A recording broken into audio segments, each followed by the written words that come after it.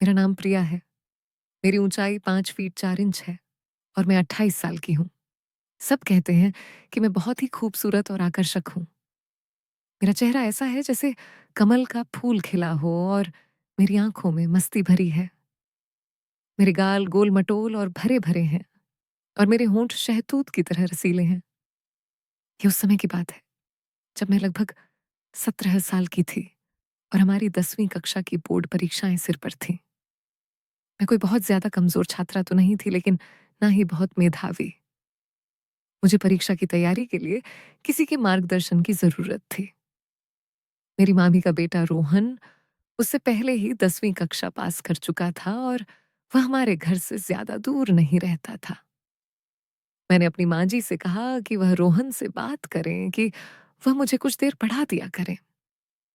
इस तरह मुझे ट्यूशन के लिए दूर नहीं जाना पड़ेगा। आने जाने की परेशानी भी नहीं होगी और समय भी बर्बाद नहीं होगा। माँ जी ने उसी दिन रोहन से बात की और मुझे बताया कि वह शाम 7 बजे से 9 बजे तक मुझे पढ़ाने आया करेगा। उस दिन मैंने जल्दी जल्दी अपने सारे काम निपटाए और अपनी किताबें लेकर पूजा घर से सटे ड्राइंग रूम में पढ़ने बैठ गई। लगभग 7 बजकर 30 मिनट होंगे जब रोहन हमारे घर आए। रोहन की उम्र उस समय 26 साल के करीब थी और वह काफी सुंदर और आकर्षक व्यक्तित्व के मालिक थे। उनका कद 6 फीट के करीब था, जबकि शरीर मजबूत और सुगठित था। क्लीन शेव के साथ उनका गेहूं रंग बेहद मोहक था। औपचारिक नमस्ते के बाद वह मुझसे मुखातिब हुए। अच्छा, तो मेरी शिष्य पढ़ाई के लिए तैयार है?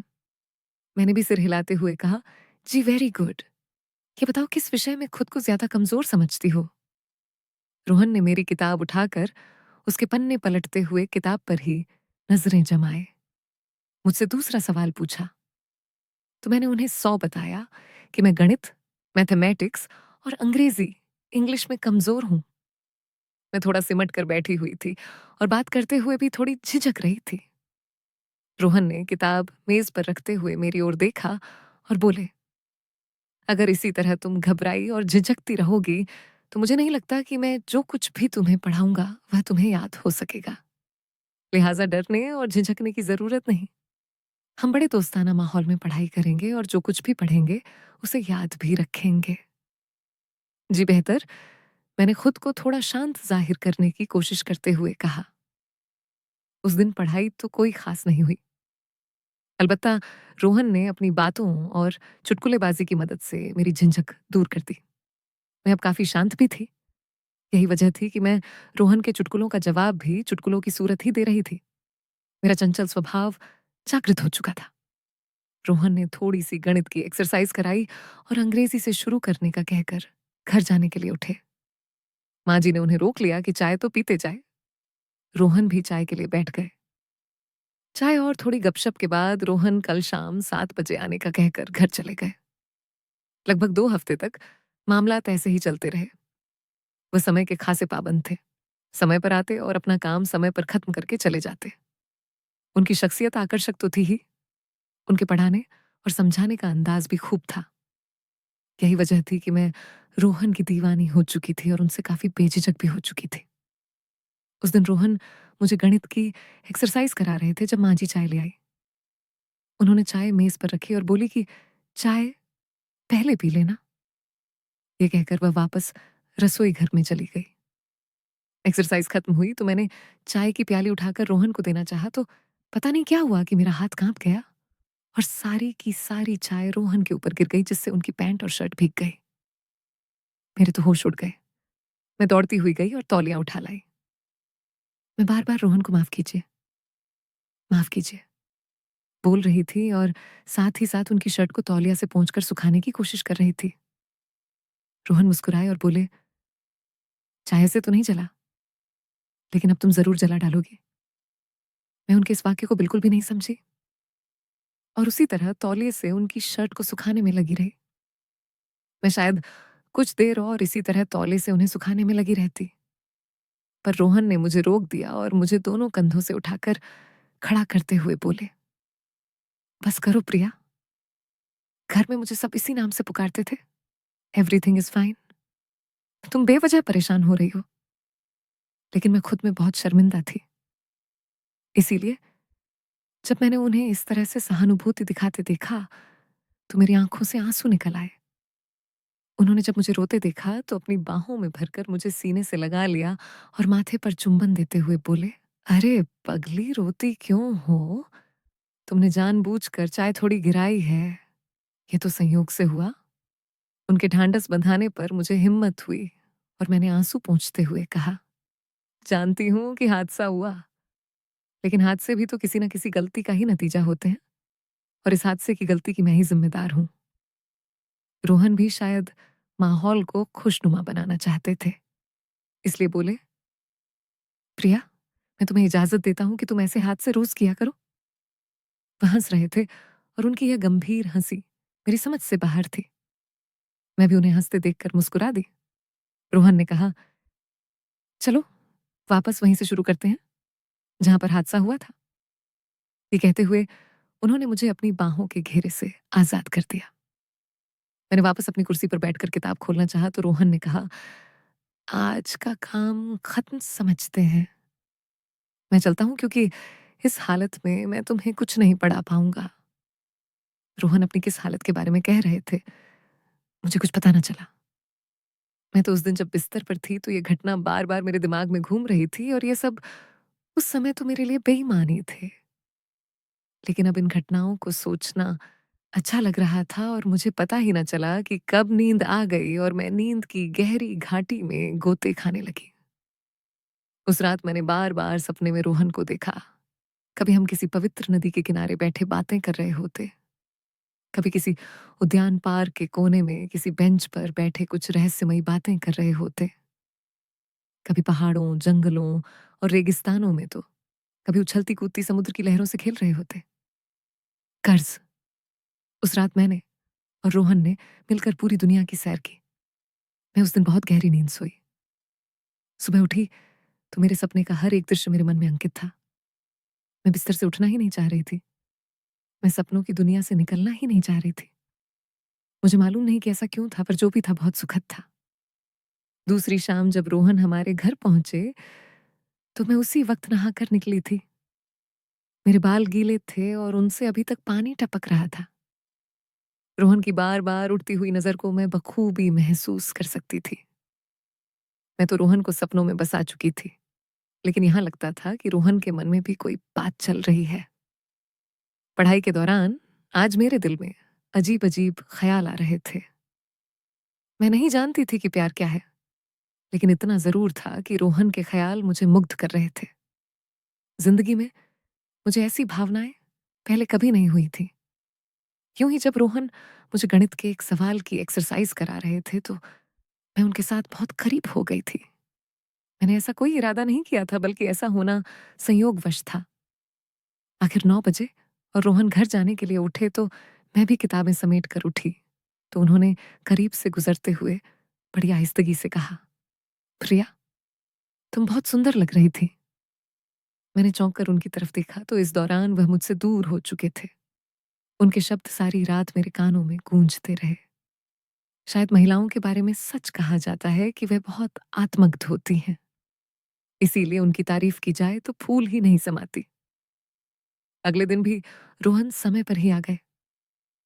अभी हमने पढ़ाई शुरू ही की थी कि बिजली चली गई। मैं उठी कि दीपक मोमबत्ती जलाकर ले आऊं, तो रोहन ने मेरा हाथ पकड़ लिया और बोले, "हमने कौन सा मोतियों से माला पिरोनी है, ऐसे ही बैठकर बातें करते हैं। थोड़ी ही देर में बिजली तो आ ही जाएगी।" तो मैं भी उधर ही बैठ गई और हम इधर उधर की बातें करने लगे। रोहन ने मेरा हाथ ऐसे ही पकड़े रखा था, लेकिन मुझे अजीब लग रहा था। अगरचे रोहन की मोहब्बत मुझ पर हावी हो चुकी थी और उनकी प्रभावशाली शख्सियत ने मुझ पर जादू सा कर दिया था, लेकिन मैं तुरंत यह उम्मीद नहीं कर रही थी। कमरे में क्योंकि अंधेरा था और हम एक दूसरे के चेहरों के हाव भाव नहीं देख पा रहे थे। सच कहूं तो मुझे उनके हाथ अपने हाथ पर बहुत अच्छा लग रहा था, लेकिन कोई अंदरूनी डर था जो रोक रहा था। लेकिन अगर रोहन की जगह कोई भी और होता तो मैं यकीन से कह सकती हूँ कि मैं उसका हाथ नोच लेती। लेकिन रोहन के लिए तो मैं पहले से ही सब कुछ हारी हुई थी। फिर भी मैं ये सब कुछ नहीं चाह रही थी जो हो रहा था। मुझे अजीब लगने लगा था। इसीलिए मैंने उनके हाथ को छोड़ा और शौचालय टॉयलेट जाने के बहाने वहां से उठ गई। लेकिन मैं जैसे ही उठकर कदम बढ़ाने वाली थी, पता नहीं मुझे क्या हुआ, मैं डगमगा गई। उसी लम्हे रोहन ने हाथ बढ़ाकर मुझे सहारा दिया तो मैं गिरने से बच गई। मैं बहुत घबरा गई थी। शायद मैं जल्दी से शौचालय की तरफ भागी। मुझे कोई जरूरत तो नहीं थी। अलबत्ता ठंडे पानी से मुंह पर छींटे मारे तो गर्मी का एहसास कुछ कम हुआ। मैं अभी शौचालय में ही थी कि बिजली आ गई। मैं वापस ड्राइंग रूम में आई तो रोहन वहां मौजूद नहीं थे। मुझे परेशानी हुई कि ऐसा क्या कि बिना बताए ही चले गए। उसी वक्त माँ जी ड्राइंग रूम में आई तो उन्होंने बताया कि रोहन कह रहा था कि उसके सर में दर्द हो रहा है और बिजली भी नहीं है, इसलिए वह घर जा रहा है। मैंने भी किताबें समेटी और अपने शयन कक्ष बेडरूम में चली आई। मेरी सोच का केंद्र बस रोहन ही थे। उस रात भी मैं उन्हीं सोचों में डूबी सो गई। सुबह उठी तो रोहन की ही याद में सारा दिन खोई रही। शाम होने से पहले ही मैं शाम का बेसब्री से इंतजार करने लगी। मैं चाहती थी कि रोहन आज कैसे व्यवहार करते हैं, लेकिन समय होने के बावजूद वह नहीं आए। मैं इंतजार करती रही, लेकिन मेरा इंतजार बस इंतजार ही रहा। वह 8 बजे तक नहीं आए तो मैंने माँ जी से कहा कि खैर, वह रोहन पता नहीं आज क्यों नहीं आए। माँ जी ने कहा, कोई और काम आ गया होगा, इसलिए नहीं आ सका होगा।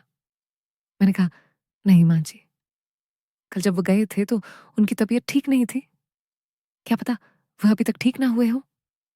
हम मासी जी मामी को फोन करके उनका पता तो करवाएं। माँ जी को भी जैसे कुछ याद आया तो उन्होंने मासी जी को फोन लगाया। तब मासी जी ने बताया कि रोहन तो कल से सख्त बुखार में तप रहा है। मुझे मालूम हुआ तो सख्त बेचैनी हुई। दिल चाहा कि अभी जाऊं और उसका बुखार खुद पर ले लूं, लेकिन मैं उस वक्त क्या कर सकती थी।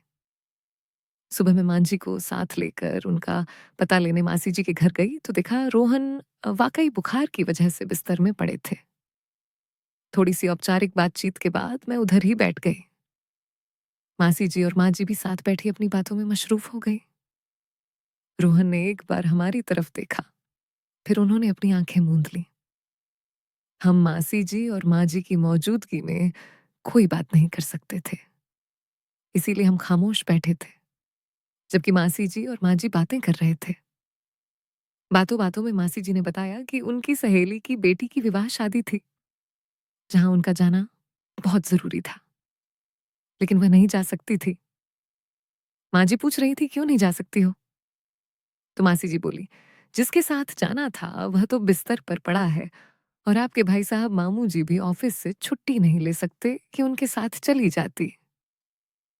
माँ जी क्योंकि मासी जी की सहेली को जानती थी और उन्हें पता था कि वह किधर रहती है, इसलिए मासी जी से बोली, तुम्हारी सहेली कौन सा दूसरे शहर में रहती है? टैक्सी पकड़ो और 2-3 घंटे में वापस आ जाओगी। मैंने यह सुना तो मेरे दिमाग में एक विचार आया कि अगर माँ जी और मासी जी विवाह पर चली जाए तो मुझे रोहन से अकेले मिलने का मौका मिल जाएगा। यही सोचकर मैंने भी माँ जी की तायत में कहा, मासी जी, अगर आपकी सहेली इसी शहर में रहती है तो तब आप जरूर जाएं। रोहन की फिक्र ना करें। 2-3 घंटों तक हम उनकी देखभाल तैमूरदारी कर लेंगे। मासी जी और माँ जी दोनों को मैंने विवाह में जाने पर राजी कर लिया। अगरचे माँ जी जाना नहीं चाहती थी। उन दोनों के जाने के बाद मैं और रोहन अब घर में अकेले थे। कोई 15 मिनट तक हम में कोई बात ना हुई। रोहन वैसे ही आंखें मूंदे लेटे रहे। शायद वो मेरा इंतजार कर रहे थे कि मैं कोई बात शुरू करूंगी, लेकिन मैं असमंजस में रही कि बात शुरू कैसे करूं और कौन सी बात करूं। एकांत और खामोशी माहौल पर अजीब शांत थी। रोहन ने मेरी तरफ करवट लेकर आंखें खोल दी और बोले, प्रिया, तुमने मुझे जला डाला। उनकी आवाज मेरी कानों से टकराई। उनकी नजरें मेरे चेहरे पर खड़ी थीं। तुम शायद समझ रही होगी कि मैं बुखार से तप रहा हूं, लेकिन ऐसा नहीं है। ये आग जिसमें मैं जल रहा हूं तुम्हारे ही प्यार ने लगाई है। देखो, जल रहा हूं ना मैं। ये कहते हुए उन्होंने मेरा हाथ अपने माथे पर लगा दिया। उनका माथा सच में अंगारे की तरह था। जी जी रोहन, मेरे मुंह से बस इतना ही निकल पाया। रोहन दीवानों की तरह मेरे हाथ को अपने चेहरे पर रख रहे थे, जैसे वह इस तरह सुकून पा रहे हों। सुकून तो मुझे भी हासिल हो रहा था, मोहब्बत तो मुझे भी हो गई थी। नए मोड़ और घटनाएँ, अभी हम दोनों ही उस पल में खोए हुए थे जब दरवाजे पर हल्की-सी दस्तक हुई। हमारा ध्यान भंग हुआ और हम एक-दूसरे से दूर हट गए। रोहन ने हल्की-सी आवाज़ में पूछा, "कौन है प्रिया?" "बेटा मैं हूँ। माँ जी ने कुछ दवाइयाँ भेजी हैं रोहन के लिए।" बाहर से आवाज़ आई। ये हमारी पड़ोसी सुमित्रा आंटी थी जो अक्सर हमारे घर आया करती थीं।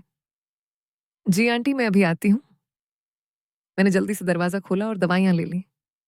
सुमित्रा आंटी ने रोहन की तरफ देखा और चिंतित होकर पूछा, "अरे रोहन बेटा कैसा है बुखार अब?" माँ जी ने बताया कि बहुत तेज़ है। रोहन ने मुस्कुराते हुए कहा, "जी आंटी, पहले से बेहतर है।" सुमित्रा आंटी थोड़ी देर बैठी, कुछ घरेलू बातें की और फिर चली गई। उनके जाने के बाद हम दोनों फिर से उस खामोशी में डूब गए, लेकिन अब वह पहले जैसी सहजता नहीं थी। उस अचानक दखल ने माहौल बदल दिया था। रोहन ने धीरे से कहा, "प्रिया, मुझे लगता है अब मुझे आराम करना चाहिए। तुम भी जाकर पढ़ाई करो।" मुझे थोड़ा अजीब लगा लेकिन मैं समझ गई। मैंने अपनी किताबें उठाई और वापस अपने कमरे में आ गई। उस दिन रात भर मैं सुमित्रा आंटी के आने और रोहन के व्यवहार में आए बदलाव के बारे में सोचती रही। क्या उन्होंने कुछ भांप लिया था? क्या रोहन को डर लग गया था? अगले दिन जब मैं मासी जी के घर गई तो देखा कि रोहन अब भी बुखार में थे, लेकिन पहले से बेहतर लग रहे थे। मैंने हिम्मत करके पूछा, "रोहन, कल आप अचानक क्यों चले गए थे?" रोहन ने मेरी तरफ देखा और हल्की सी मुस्कान के साथ कहा, "मेरा सर वाकई दर्द कर रहा था और फिर बिजली भी नहीं थी तो मुझे लगा तुम्हें पढ़ाने में दिक्कत होगी।" उनकी आंखों में एक अजीब सी चमक थी जो उनके शब्दों से मेल नहीं खा रही थी। मासी जी ने बीच में ही बात काटते हुए कहा, "प्रिया बेटा, मैं सोच रही थी कि जब तक रोहन पूरी तरह ठीक नहीं हो जाता, तुम उसकी मदद कर दो। उसे थोड़ी परेशानी हो रही है और डॉक्टर ने कहा है कि उसे कुछ दिन आराम की सख्त जरूरत है।" मुझे यह सुनकर बहुत खुशी हुई कि मेरे लिए एक अवसर था रोहन के और करीब आने का। मैंने तुरंत कहा, "जी मासी जी, बिल्कुल, मैं रोहन की मदद कर दूंगी।" अब हर रोज मैं दोपहर में मासी जी के घर जाती, रोहन को दवाइयां देती, उनके लिए सब्जियों का सूप बनाती और उन्हें कहानियां सुनाती ताकि उनका मन लगा रहे। पढ़ाई का बहाना तो अब बस एक औपचारिकता बन चुका था। हमारी बातें ज्यादातर जिंदगी, सपनों और भविष्य के बारे में होती थी। रोहन ने मुझे अपने बचपन के किस्से सुनाए, अपने कॉलेज के दिनों के मजाकिया पल बताए और अपने इंजीनियर बनने के सपने साझा किए। मैंने भी उन्हें अपनी छोटी छोटी शरारतें और पढ़ाई के अलावा अपनी कलात्मक रुचियों के बारे में बताया। एक दिन जब मैं रोहन के पास बैठी थी और उन्हें एक लोक कथा सुना रही थी, उन्होंने अचानक मेरा हाथ थाम लिया। इस बार उनकी पकड़ मजबूत थी और उनकी आंखों में वही चाहत थी जो मैंने उस दिन महसूस की थी जब चाय गिरी थी। उन्होंने कहा, "प्रिया, तुमने मेरी जिंदगी में एक नई रोशनी भर दी है। जब से तुम मेरी देखभाल कर रही हो, मुझे अपनी बीमारी भी अच्छी लगने लगी है।" मैं शर्मा गई लेकिन मैंने अपना हाथ वापस नहीं खींचा। उन्होंने कहा, "प्रिया, मैं तुमसे कुछ कहना चाहता हूँ।" मेरा दिल जोर से धड़कने लगा। मुझे लगा कि वह वही बात कहेंगे जो मैं सुनना चाहती थी। लेकिन तभी दरवाजे पर फिर से दस्तक हुई। इस बार मांझी और मासी जी वापस आ चुकी थी। हम दोनों तुरंत एक दूसरे से दूर हट गए। मेरा चेहरा लाल पड़ गया था और रोहन भी थोड़े असहज लग रहे थे। माँ जी ने मासी जी से कहा, "देखो मासी जी, हमारी प्रिया कितनी सेवा करती है। रोहन का रंग भी लौट आया है।" मैं माँ जी की बात सुनकर और भी ज्यादा शर्मा गई। उस दिन रोहन ने फिर से अपनी बात पूरी नहीं की, लेकिन उनकी आंखों में एक वादा था। अगले कुछ दिन रोहन की तबीयत में सुधार आया और उन्होंने फिर से मुझे पढ़ाना शुरू कर दिया। लेकिन अब हमारे बीच एक अनकहा रिश्ता बन चुका था। हमारी नजरें ज्यादा मिलती थीं और हमारे स्पर्श में एक नई गर्माहट आ गई थी। जब भी माँ जी या मासी जी आसपास नहीं होती थी तो रोहन मुझे छेड़ने लगते थे और मैं उनके चुटकुलों पर हंसती थी। एक शाम जब पढ़ाई खत्म हो गई थी और रोहन जाने के लिए उठ रहे थे तो मैंने हिम्मत करके कहा, "रोहन, आप मुझसे कुछ कहने वाले थे?" उस दिन रोहन मुस्कुराए और बोले, हाँ प्रिया, मैं तुमसे कहना चाहता था कि तुम मेरी सबसे अच्छी शिष्या हो। उन्होंने ये बात इतनी धीमी आवाज में कही कि मुझे लगा जैसे उन्होंने मेरे गाल पर फुसफुसाया हो। मैं थोड़ा निराश हुई, लेकिन फिर उन्होंने मेरा हाथ थामा और मेरे कान में फुसफुसाए, और मैं तुम्हें अपनी जिंदगी की सबसे खास दोस्त बनाना चाहता हूँ। क्या तुम मेरा हाथ थाम कर जीवन भर मेरे साथ चलोगी? मेरे दिल ने खुशी से उछलकर भांगड़ा किया। मैं बस मुस्कुरा दी और उनका हाथ थामे रखा। उस दिन के बाद हमारी पढ़ाई सिर्फ किताबों तक सीमित नहीं रही, बल्कि हमने जीवन की सबसे खूबसूरत पाठ पढ़ना शुरू कर दिया था, प्रेम का पाठ।